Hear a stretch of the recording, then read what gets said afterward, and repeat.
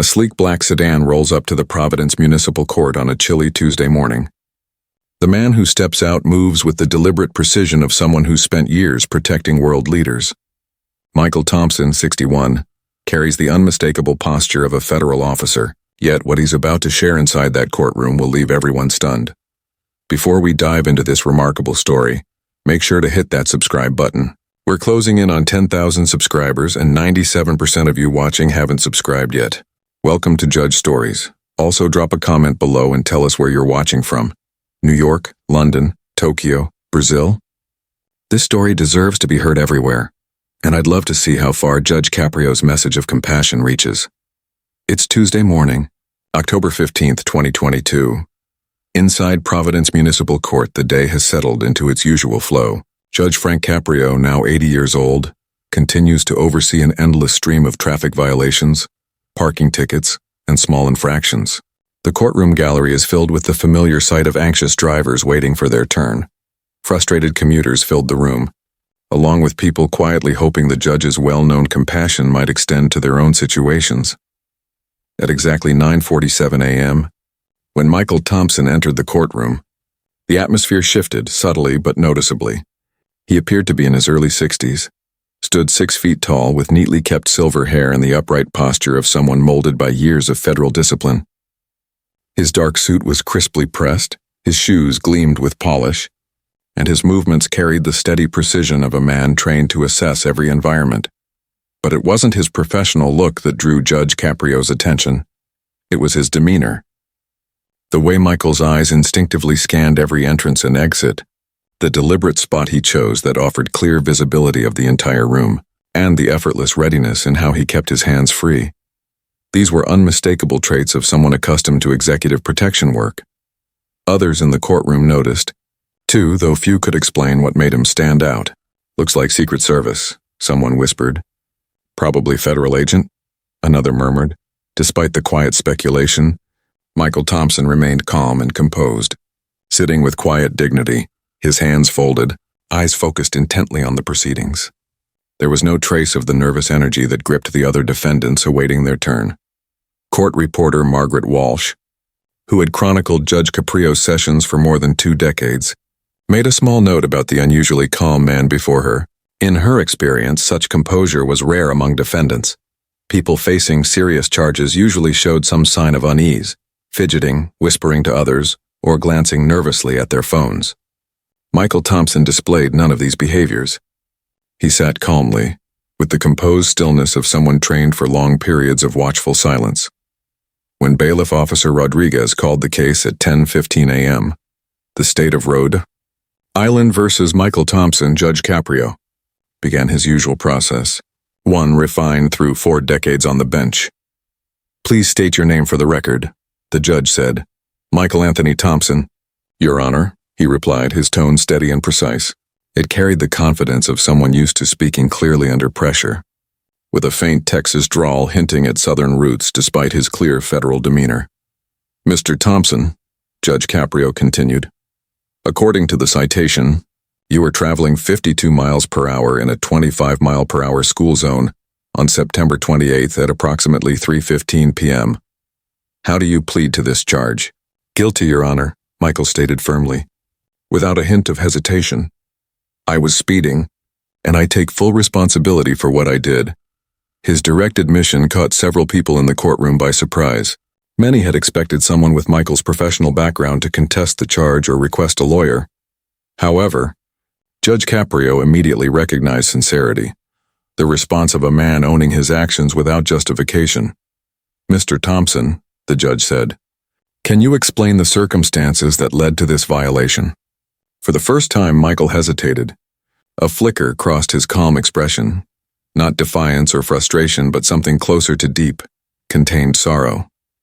"Your Honor," he began softly, "I was hurrying to Rhode Island Hospital. My wife's oncologist had called to inform me of a critical development in her cancer treatment that required me to be there immediately, and that's when the real story came to light. If you're finding this moment as powerful as I am, take a second to like the video. It truly helps us share stories like this with more people." The courtroom fell silent. This wasn't just another speeding case. It was the story of a husband desperate to reach his ailing wife. Judge Caprio leaned forward, fully engaged in what came next. Judge Caprio leaned forward slightly, his expression thoughtful. "Mr. Thompson, I get the feeling there's more to your background than what's apparent. Your posture and composure suggest military or federal service. Am I right?" Michael's jaw tightened ever so slightly, a nearly invisible sign, but one that didn't escape the judge's notice. For someone trained to remain composed under pressure, that subtle reaction hinted at a past of deep significance. "Yes, Your Honor," Michael replied. "I served as the personal driver and close protection officer for President George W. Bush for 8 years, from 2000 to 2008. The words seemed to electrify the courtroom. The realization that the man standing before them had once protected the 43rd President of the United States, a leader who guided the nation through 9/11 and 2 wars, left everyone momentarily silent. Every person in the gallery understood they were witnessing something remarkable. Judge Caprio's eyes widened, filled with recognition and quiet admiration.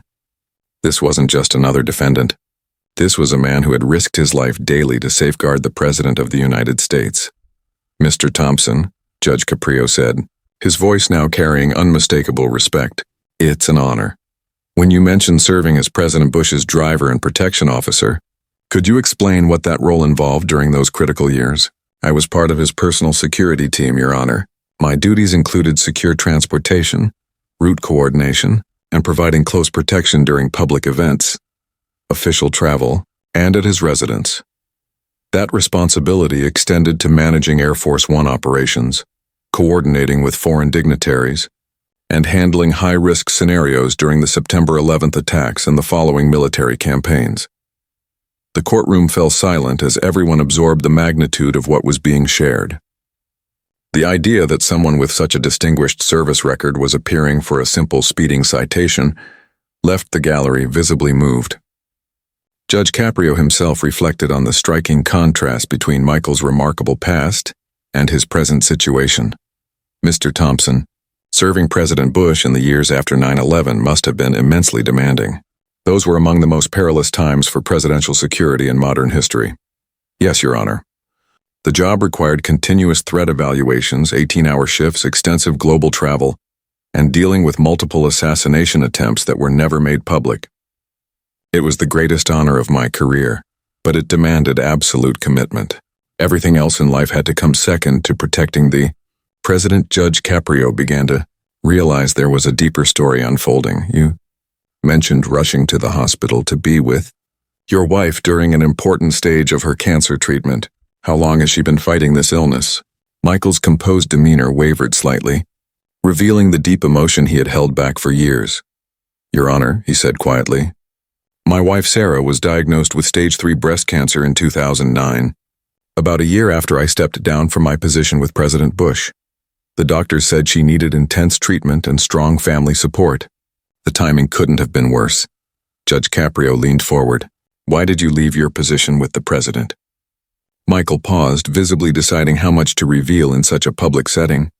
When he finally spoke, his words carried the gravity of a life-altering choice. "Your Honor, Sarah supported my career for 25 years. She endured the long hours, the travel, the security clearances that kept me from even discussing my work. When she was diagnosed, I realized she had been sacrificing her own needs so I could advance in mine. It was time for me to give something back." Judge Caprio nodded, sensing the profound truth in his words. Michael Thompson had left one of the nation's most respected law enforcement roles to care for his ailing wife. That must have been an incredibly hard decision. "Mr. Thompson?" "Yes, Your Honor," Michael replied. "But Sarah mattered more than my career. I could protect the President of the United States, but I couldn't protect my own wife from cancer. I realized the only way to truly support her was by being present throughout her treatment." Judge Caprio began to grasp the depth of Michael's sacrifice. Secret Service agents who once guarded presidents often transition into high-paying private security or corporate protection roles after government service. Choosing to leave that path to care for a spouse with cancer showed a level of devotion that was both admirable and financially devastating. "How has your wife's condition been since 2009? Judge Caprio asked. Michael's calm exterior finally gave way, revealing the toll of 15 years spent watching his wife endure a terminal illness. Your Honor, he said, she's fought with incredible strength, multiple rounds of chemotherapy, radiation, experimental drugs, and clinical trials. We've had hopeful periods of remission followed by crushing relapses. Some years were better, others terrifying. The emotional and financial strain has been immense, Judge. Caprio recognized that he was speaking to a man who had spent 15 years watching the woman he loved fade away while struggling to manage the costs of her care. Mr. Thompson, you mentioned you were speeding to the hospital because of a critical development. Could you explain what happened on September 28th? Michael inhaled deeply. Judge Caprio could see him preparing to share one of the hardest experiences of his life, with a courtroom full of strangers. Your Honor, my wife had been part of an experimental immunotherapy trial we believed might give her more time. On September 28th, while I was working my second job as a security guard at a local mall, I received a call from Dr. Richardson at Rhode Island Hospital. He informed me that the treatment had failed and that Sarah's cancer had spread rapidly. He told me I needed to come to the hospital right away because she was being moved to hospice care. The courtroom grew completely silent, the only sound being quiet sobs from those listening. Your Honor, the doctor said Sarah might have only days or weeks left, and she was asking for me. After 15 years of battling this disease together, we were now facing the truth that she was going to die. And I wasn't there with her. Judge Caprio could feel the weight of one of life's cruelest ironies unfolding before him. Michael Thompson had spent 8 years willing to die to protect President Bush, yet he was powerless to save the woman he loved most. Mr. Thompson, Judge Caprio asked softly, when you got that call, what went through your mind? Terror, Your Honor, Michael replied. Pure terror, mixed with anger at how helpless I felt. I'd trained for years to take a bullet for the president, but nothing could prepare me for losing Sarah. The thought of her dying alone while I was working at a mall food court to afford her medicine, it broke me. By now, Judge Caprio was fully absorbed in Michael's story. The speeding ticket that brought him to court no longer mattered, overshadowed by this deeply human moment. Your Honor, I got into my car and drove as fast as I could because I knew that every minute counted. It could mean the difference between being by my wife's side when she needed me most, or missing our final conversation. I had already lost too many precious moments to work commitments, and I wasn't going to lose the chance to tell her I loved her one last time. Judge Caprio understood that Michael Thompson embodied something deeply human, love and sacrifice. This man had once protected the leader of the free world, yet his most difficult battle was fought at home, against an enemy no training or security plan could ever defeat. Mr. Thompson, the judge asked gently, when you reached the hospital, was your wife still alive? She was, Your Honor, he replied softly. Weak, scared, but alive. The hospice staff had been preparing her for the end, but she waited for me. We shared 3 days together, talking, remembering, and saying goodbye properly. Judge Caprio blinked back emotion as he took in the quiet strength of Michael's words. And your wife's current condition? He asked. She passed away on October 2nd, Your Honor. 13 days ago. We held her funeral last week. The courtroom fell silent except for quiet sobs. Everyone felt the weight of his loss. Judge Caprio now saw not just a man facing a traffic violation, but a grieving husband who had raced to be with his wife of more than 30 years during her final moments. Mr. Thompson, Judge Caprio said, rising from his seat in a rare show of respect, in my 4 decades on this bench, I've never seen a case that captures so clearly the line between legal technicalities and genuine human necessity. He stepped down from the bench and walked toward Michael, setting aside the distance of his formal role to speak as one person to another. You spent 8 years prepared to give your life for your country, then 15 more watching the woman you loved fade away, while you worked multiple jobs to cover her medical costs. And now you stand here because you were cited for speeding, while racing to say goodbye before she passed. At that moment, Michael Thompson's composure broke. The grief he had held in for weeks spilled out. Tears that carried not only his pain but also the relief of finally being understood.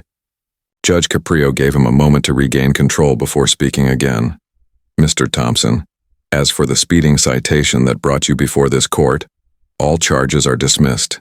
The fines are waived and this record will be cleared. The courtroom filled with quiet applause, yet Judge Caprio had one more thing to say. I want you to know, Mr. Thompson, that your choice to put your wife's final moments above legal formalities reflects the very best of love and commitment. You placed compassion above compliance and devotion above procedure. With that, Judge Caprio turned to the courtroom gallery one last time.